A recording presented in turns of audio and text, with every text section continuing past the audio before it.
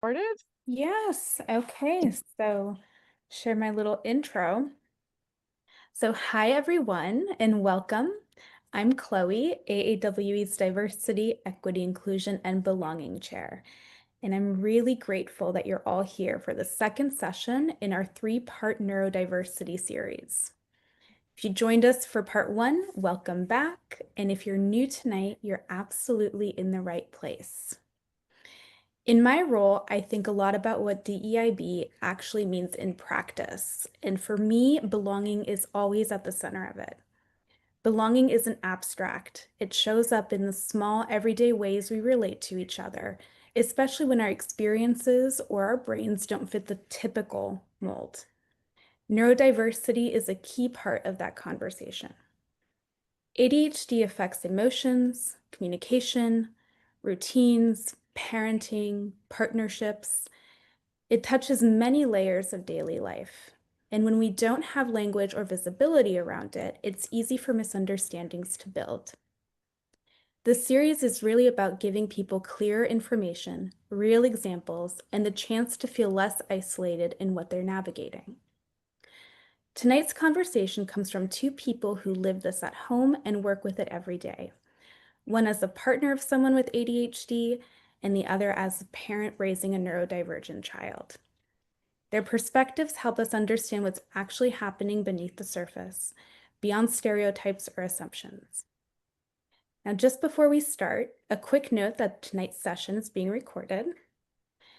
If any questions come up during the conversation, feel free to put them in the chat. During the Q&A at the end, I'll read them out loud, or if you prefer, you'll be welcome to unmute yourself and ask your question directly. I'll also share Gabi and Robynne's information in the chat in a couple of seconds. And with that, let's get started. Please join me in welcoming Gabi and Robynne to the conversation. Thank you, Chloe. That was a really, really nice introduction, I have to say. I even got chills a little bit. No, seriously, just to hear you talk about ADHD, I hear myself talk about it a lot, but to hear somebody else talk about it and being a therapist as well too, there's that good energy. So thank you. So my name is Robynne Pendariès. I am an American living here in Paris. I've been living here for the past 35 years. I'm originally from Philadelphia. And I have become and trained for becoming an ADHD coach just for adults, actually. And I do one-on-one coaching as well as group coaching. As Chloe said, my husband, Mark, has ADHD. He was diagnosed only a few years ago. And also my 22-year-old daughter, Leah, also has ADHD, and she was diagnosed at 18, just before she went off to college. Speaking of college, my degree from Tufts University is in child psychology. And when I arrived in France just after I graduated, I started working in the garment district. So actually, I wasn't able to continue my studies of psychology because France did not have an equivalent at that time. So I went into a different field of fashion. And then afterwards, after raising my children for a few years, I decided to create a professional organizing business. So I did that for about 20 years, and that was how I recognized that people had ADHD, recognized what ADHD was, and successively actually trained to become an ADHD coach, which was just at the beginning of COVID. Gabi, you want to introduce yourself? Sure.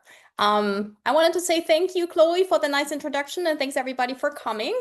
It's a very important topic for all of us, Chloe, Robynne, and myself, and so we're very happy to share our insights with all of you.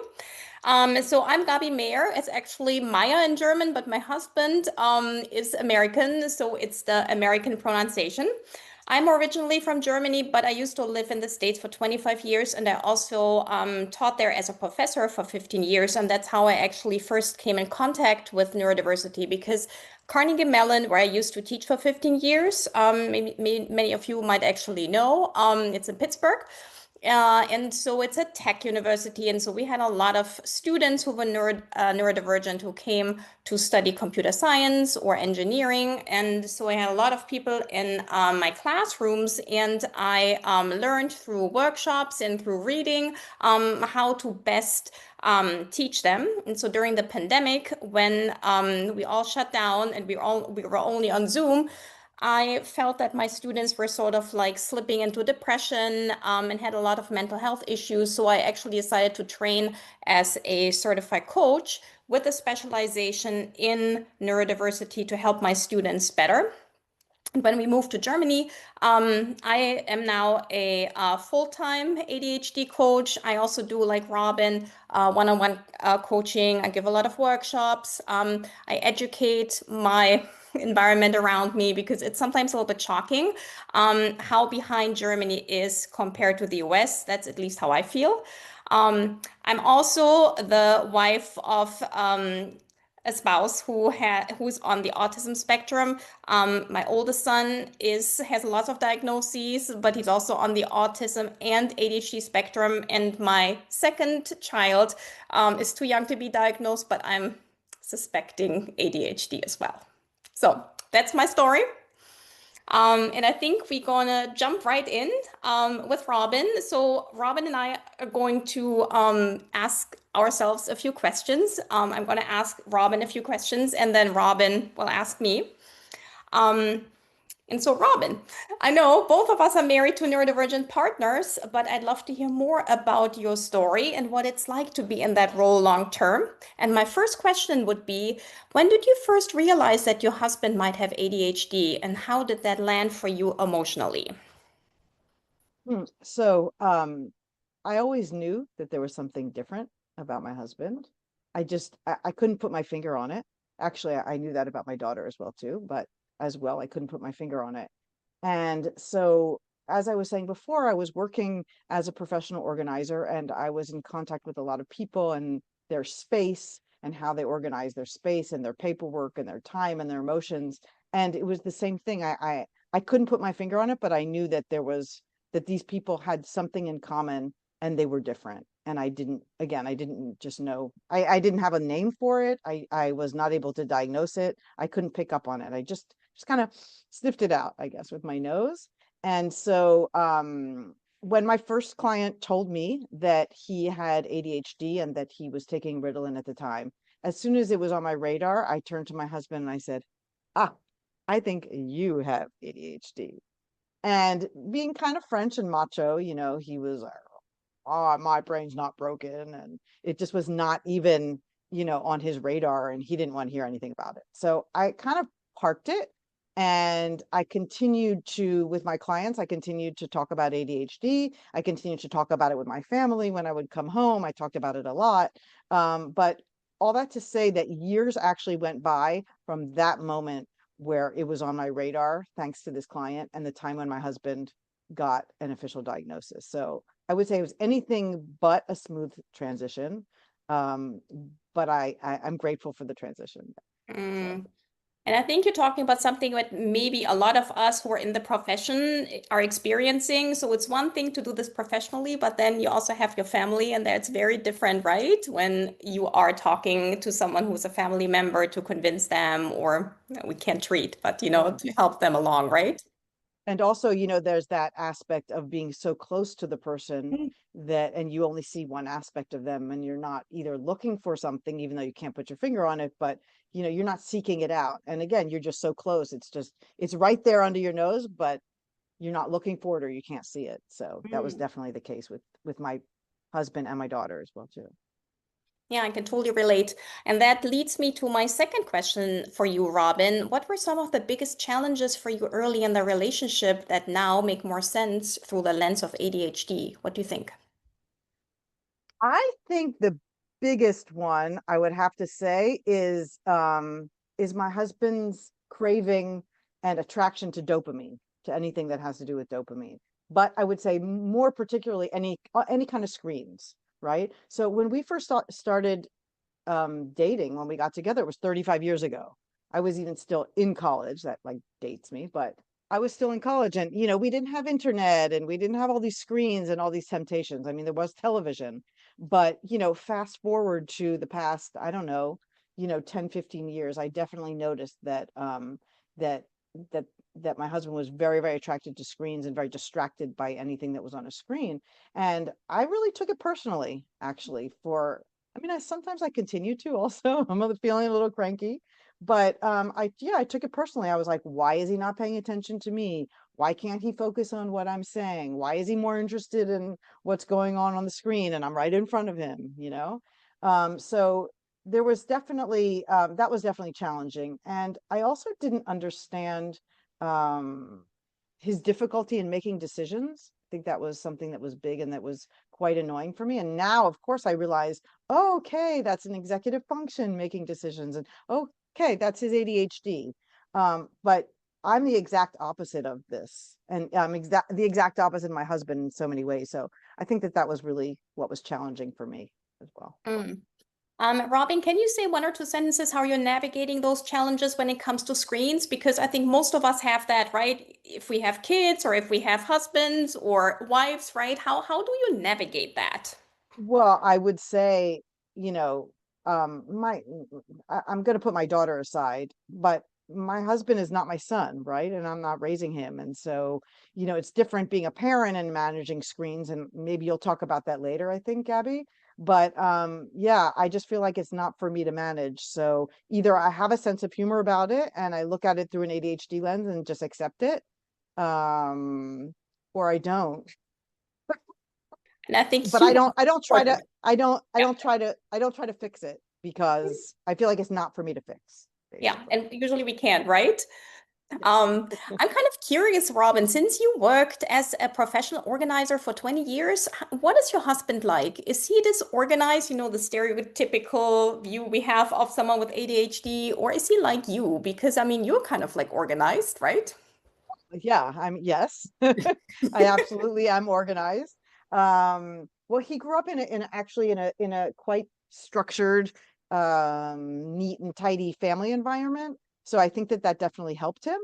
But I don't think that there's any such thing as an organizing gene, right? So I don't think that I have an organizing gene and he doesn't have an organizing gene. I mean, there are some genetics involved in ADHD, and organizing is an executive function, but we all have that component in our brains, and some of us do it better than others. But I believe that no matter how extreme a person's ADHD is, and again, you mentioned that it is a spectrum. I think that was either you or Chloe, that it is a spectrum, and no matter how severe or on one end of the spectrum a person's ADHD is, I do believe in neuroplasticity, which means that we can learn and improve and rewire our brains. Our brains are literally like plastic or putty. I like the image of putty actually better. So I feel like no matter what the cards are that any of us are dealt with, I think that we're capable of learning and improving our organizing skills in Mm, particular.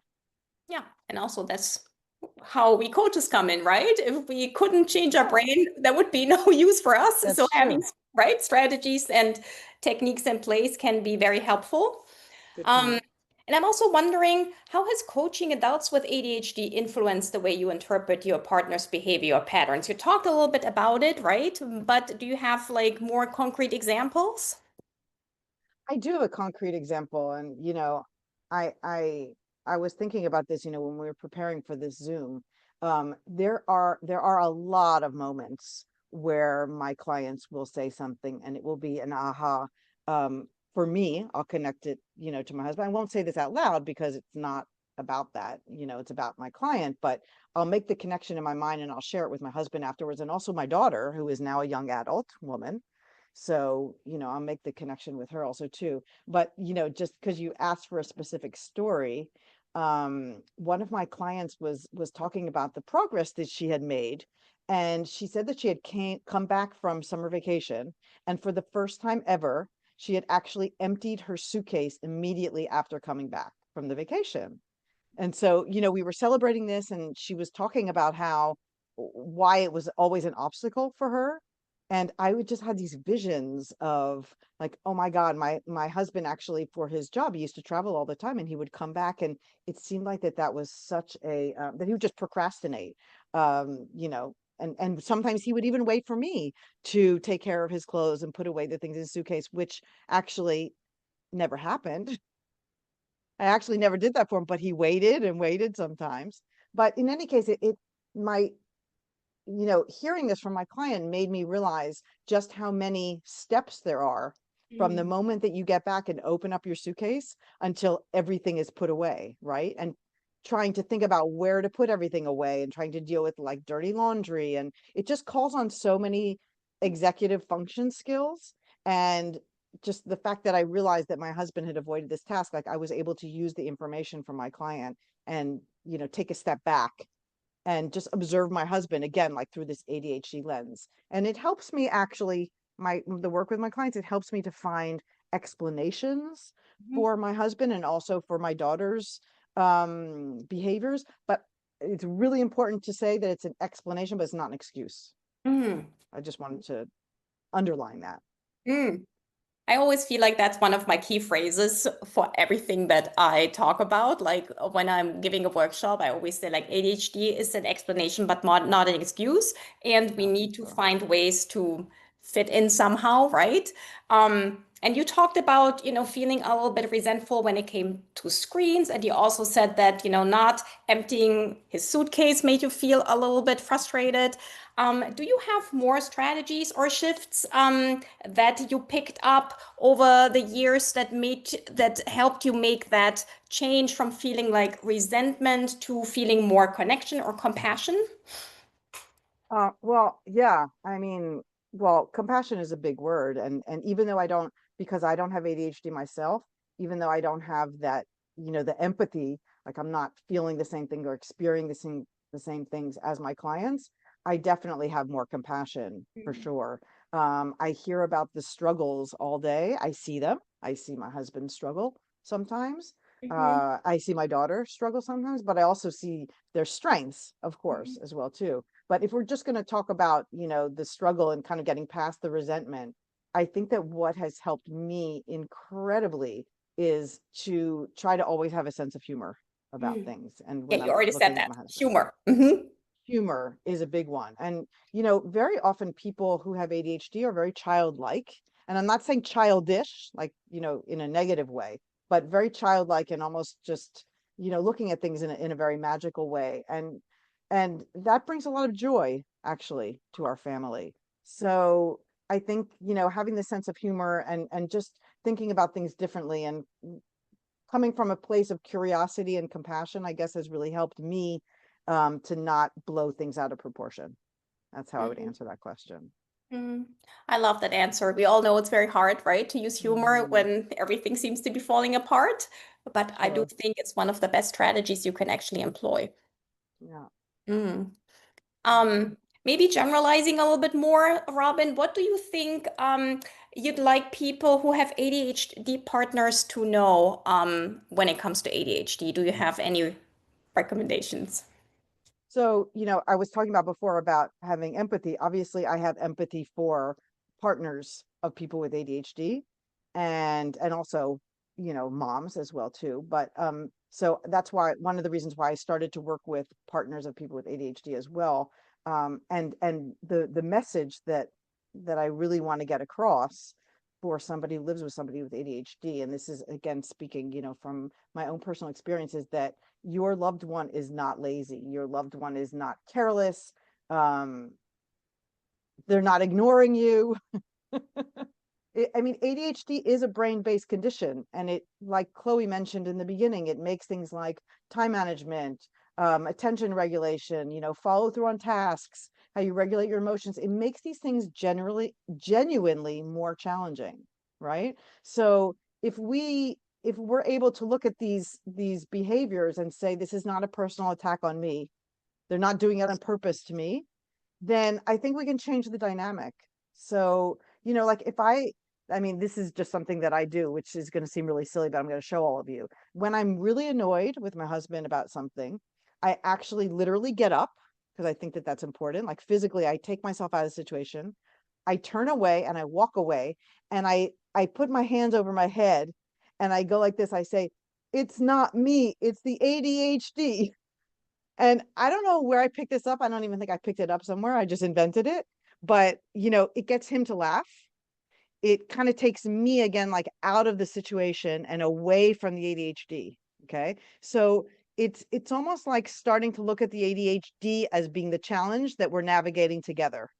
So it's coming from more of a place of like a curiosity and teamwork and not like, oh, you have something wrong, you need to go and fix your brain.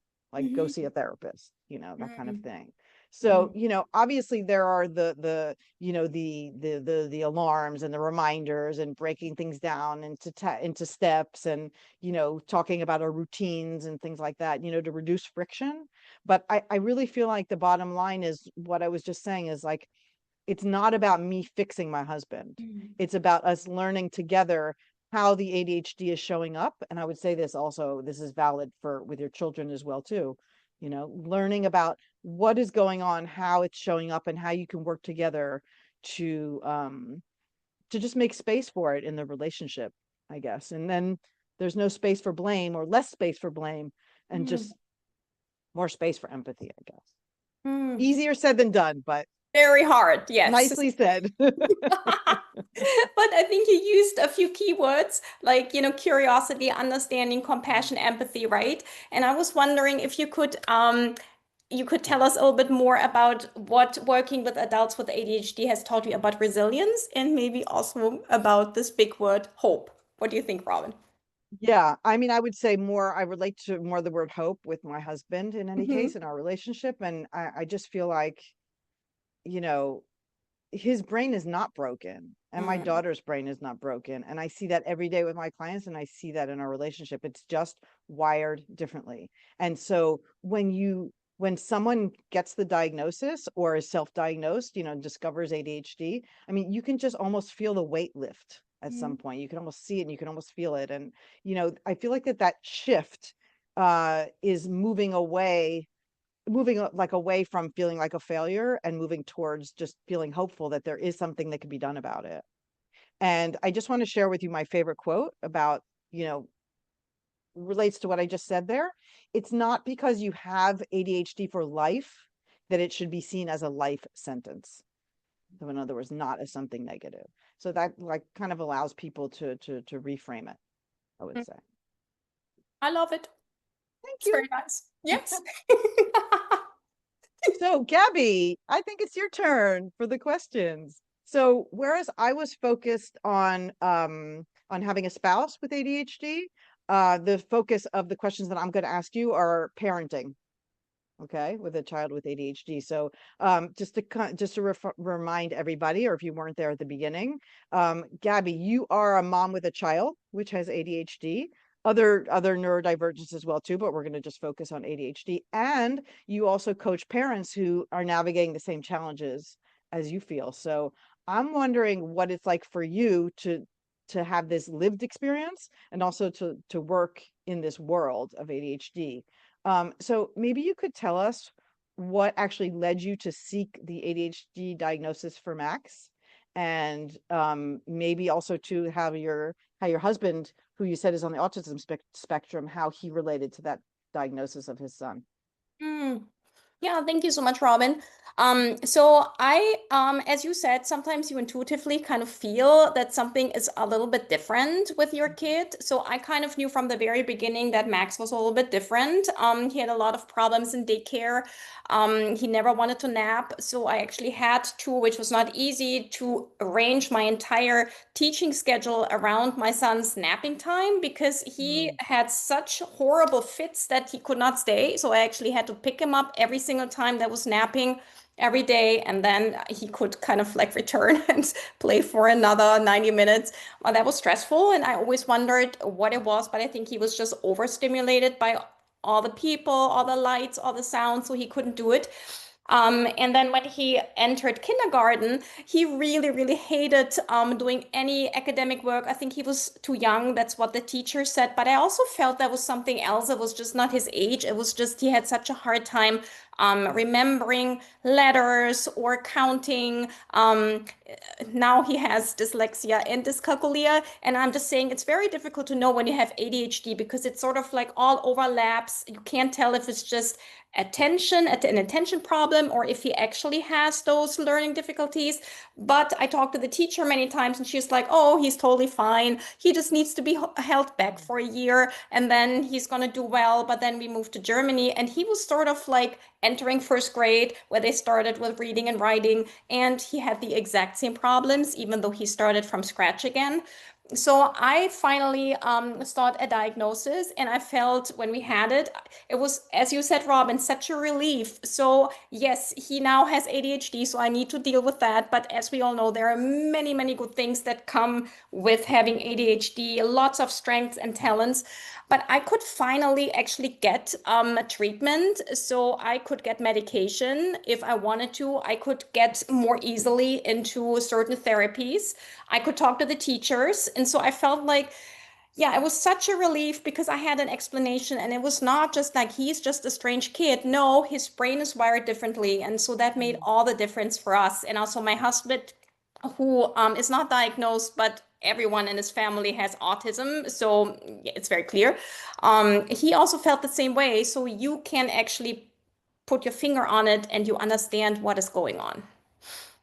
So I wanted to ask you just to rebound off of what you were saying about your husband as Mhm, well, because when my daughter was diagnosed first with ADHD, my husband kind of had to look at himself in the mirror, mhm. and say, ah, this comes from me. Yeah. And I think it could kind of go either way, right? A parent could feel um, some amount of guilt, or they could blame themselves, or what did they do wrong, or how, why did this happen? And I'm just wondering if you and your husband had any kind of conversations like that. Not that I wish that you did, or not that you should have that kind of conversation, but I'm just wondering if that was part of your experience.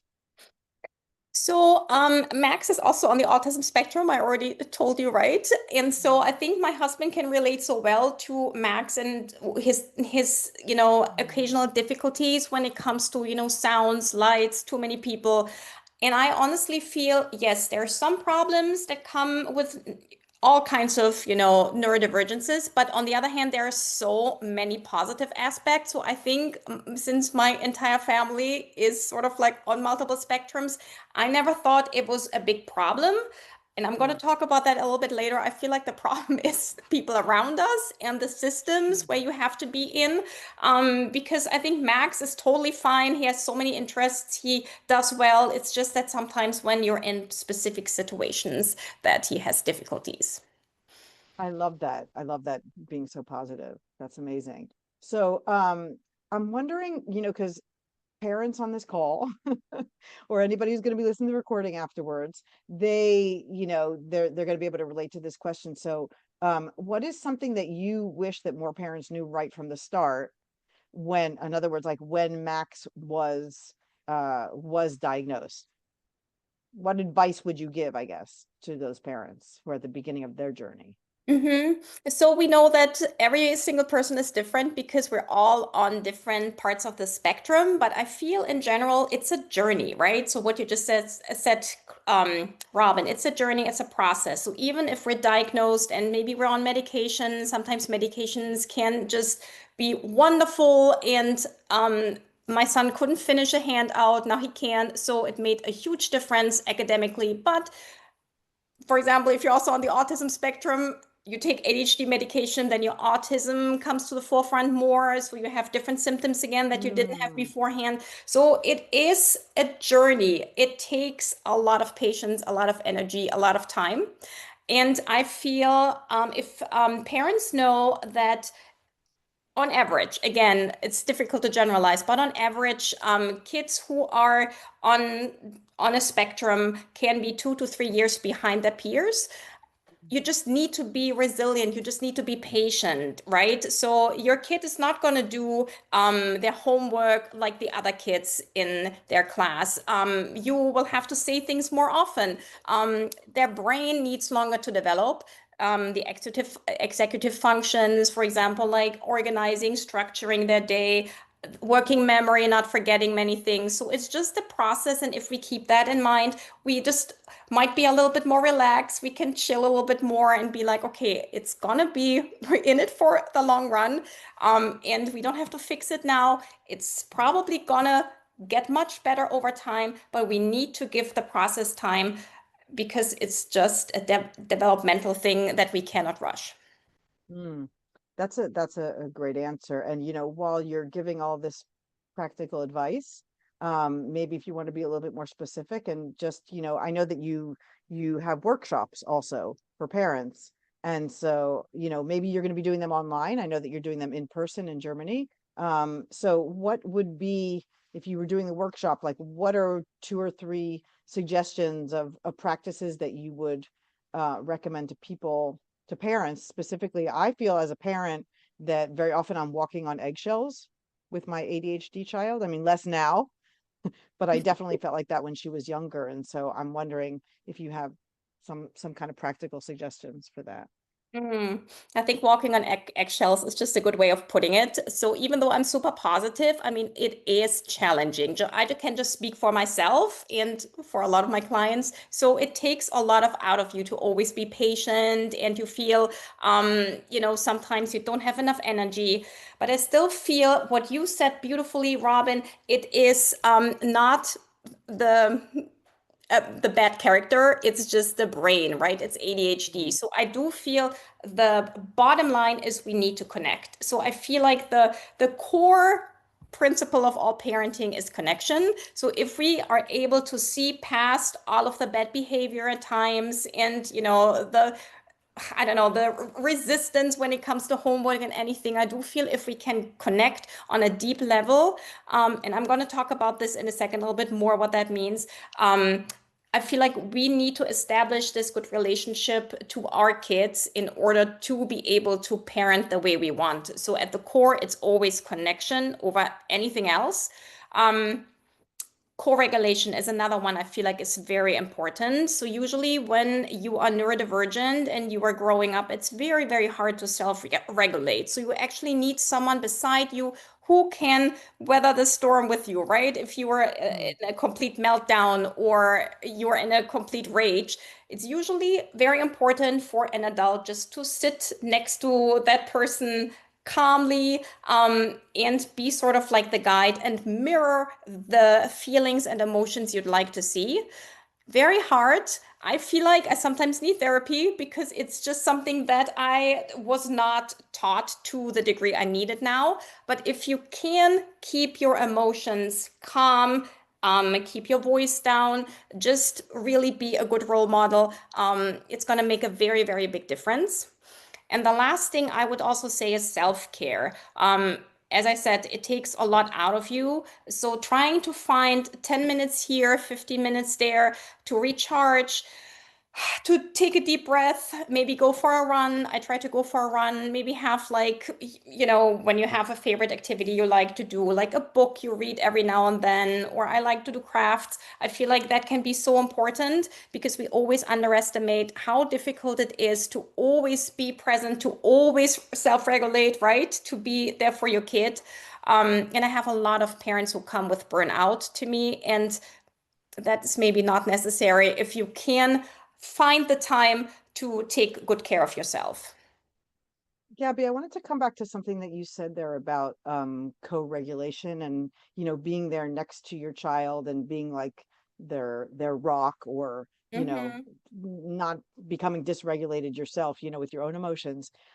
With most of the women that I work with who have children, uh they have ADHD themselves, Mm, and they're dealing with at least one of their children, if not more than that, who have ADHD as well. So I can just imagine to what extent it would be hard for a mom to even think about their child's emotion regulation when they're dysregulated themselves and they're having their own, whatever you want to call it, meltdown, let's just mm. say.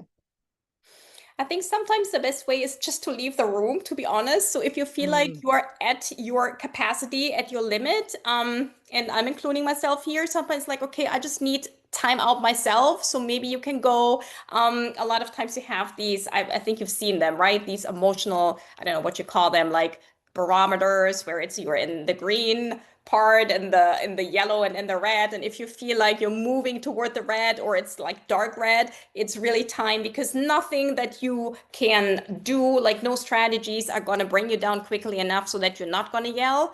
And I'm also saying sometimes that might happen and it's okay if you can apologize later on and talk about it. So I feel like we're not bad parents if we sometimes completely lose it. I think the important part is to realize it, go back to our children and model what you do. Apologize and maybe talk about it.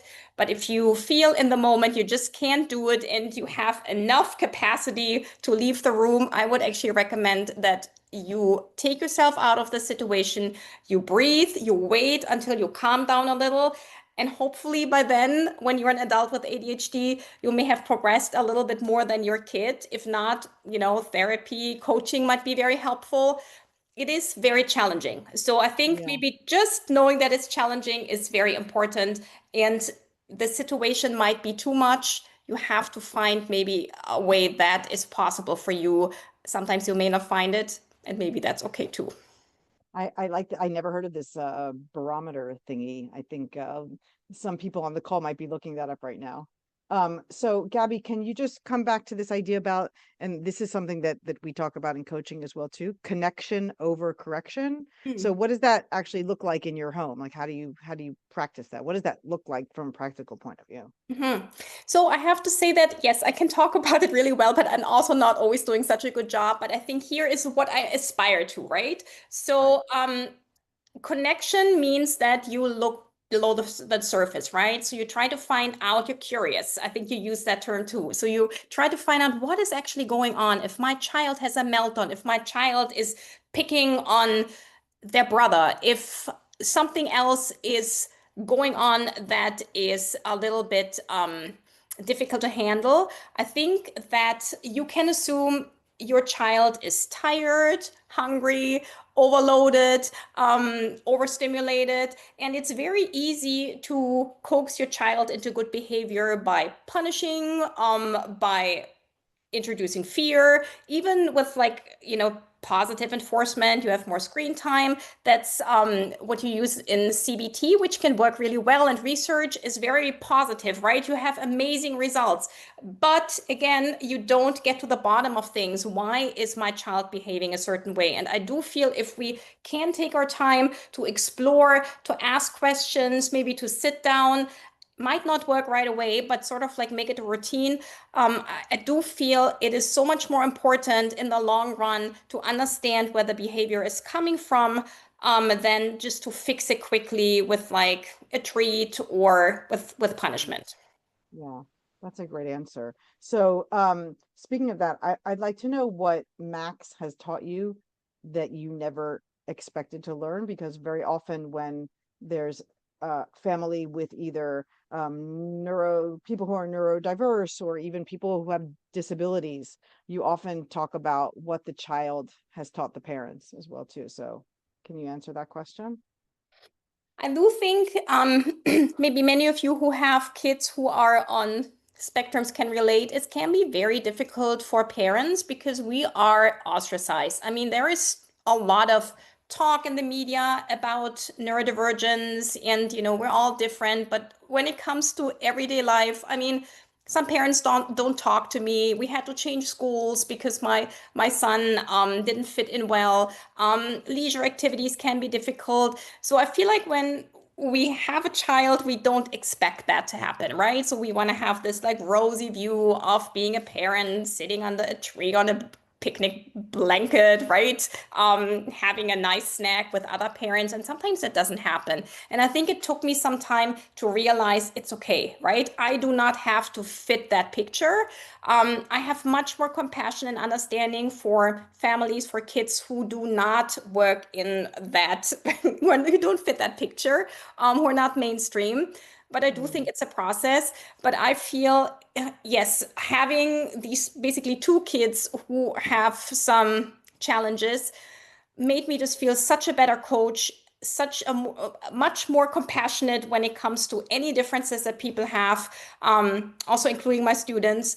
And I do think you can lead a really good life, not always being among the in crowd, but you do your own thing, you're independent, and you can still be pretty happy. Amen to that. Okay, Chloe, the floor is yours. Yeah, so I'm going to be asking Robynne and Gabi some questions. The first one is, how do you stay grounded when you feel like you're always holding everything together? Okay, so can I go first? Can I Yeah, answer that please. first? Yeah. Okay, great. So, first of all, I absolutely love this word grounded. This is literally one of my favorite words. And one of the reasons why is that I have this vision of being on a beach, like barefoot in the sand. And I feel just connected to the earth and to the ground. And that is just something that is just like, that's a visualization actually that that I like to think about often. But I would say, like, on a daily basis when I'm not at the beach, the thing that keeps me the most grounded is, Gabi, like what you were mentioning earlier, is just making sure that I take care of myself and have a healthy lifestyle. And so for me, that means number one, protecting my sleep. This is why I get so resentful when I have a snoring husband next to me and I'm not able to get enough sleep. So that's like the very first thing that I feel like I needed to protect. And then just moving my body, staying in shape, not sitting down too much, and getting exercise, and also eating in a way that fuels me. If I feel like I'm not grounded or untethered, I also like this word too that we talk about a lot in coaching. And if I can't hold myself together, then I can't really expect to help other people hold themselves together.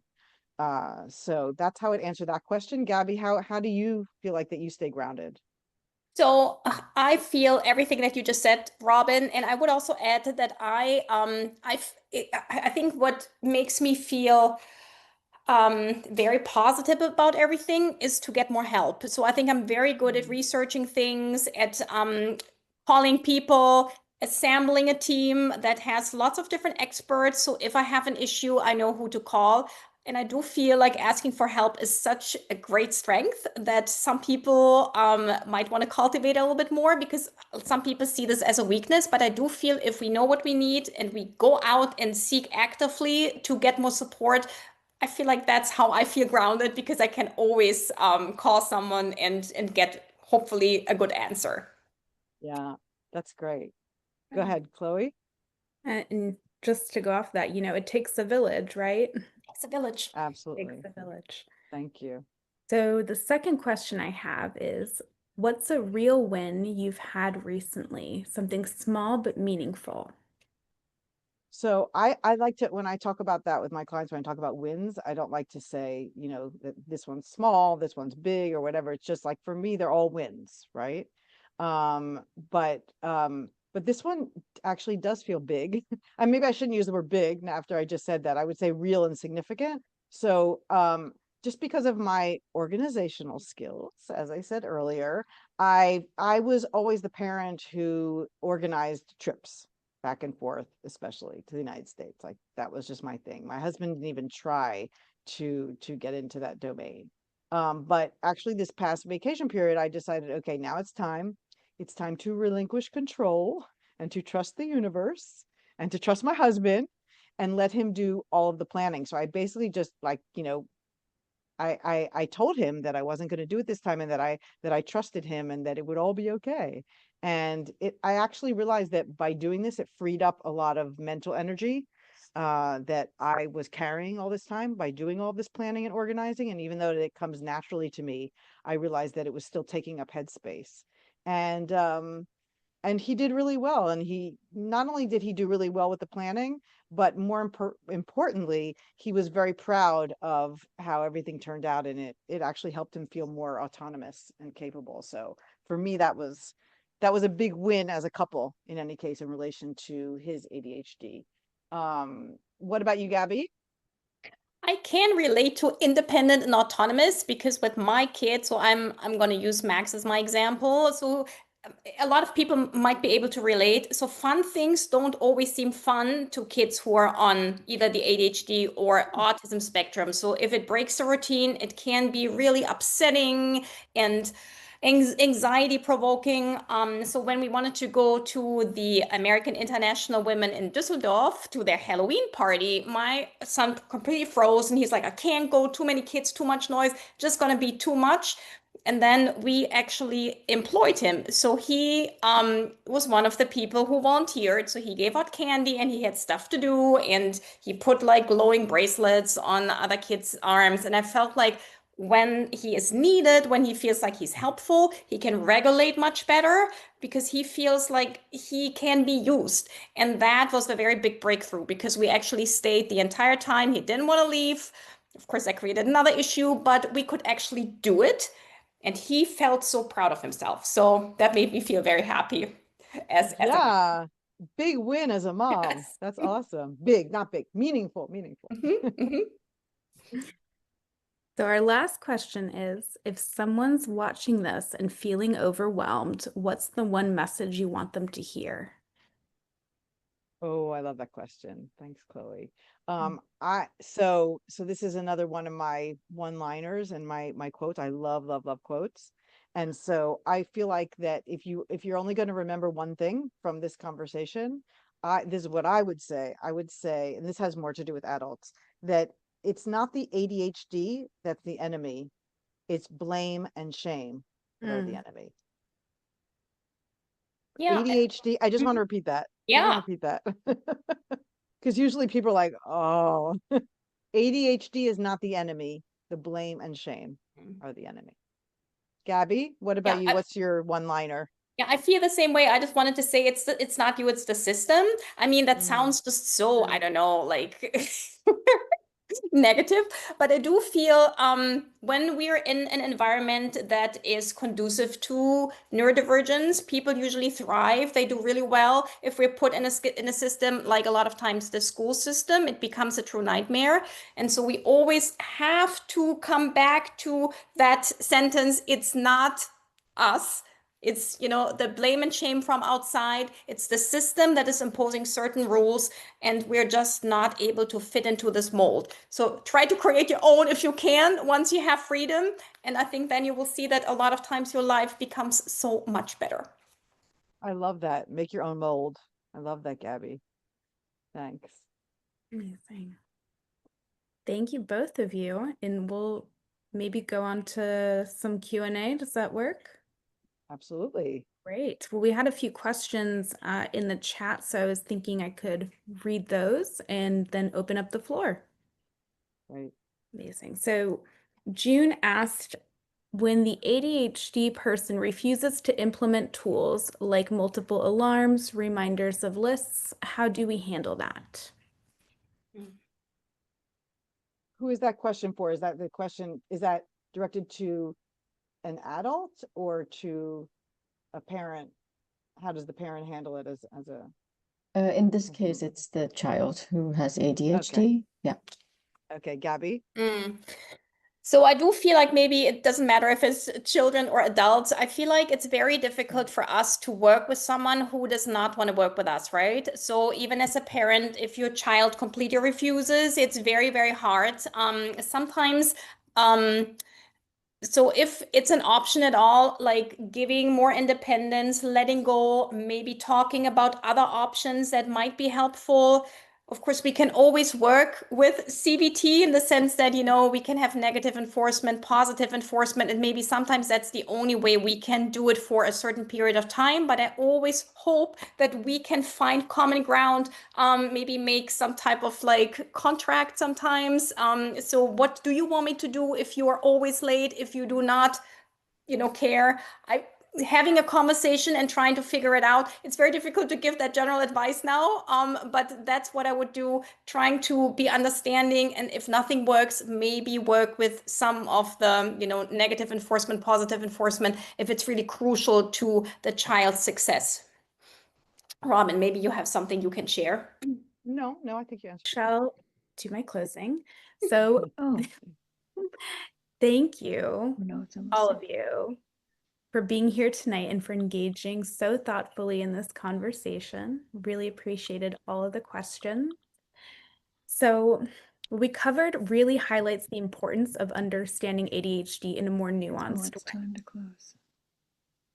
Okay. Beyond stereotypes and assumptions. When we have clear language for what's actually happening in partnerships and in families, it becomes easier to communicate, set expectations, and reduce unnecessary tension. That's a major goal of this series. So Robynne and Gabi, thank you for your honesty and the practical insight you brought to this discussion. This was amazing. Thank you so much. And thank you to everyone who joined and asked questions. And just before we finish, wanted to mention that part 3 will focus on trauma and ADHD, where I will be in conversation with Dr. Anne-Claire Tournier, a psychiatrist and an ADHD specialist. We'll be speaking about what we see in our professional work, and I'll also be bringing in elements of my own personal experience.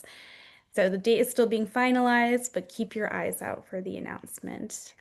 But we hope you will join us for that. Thank you for moderating and Thank you, Chloe. for being with us on this journey. And yeah.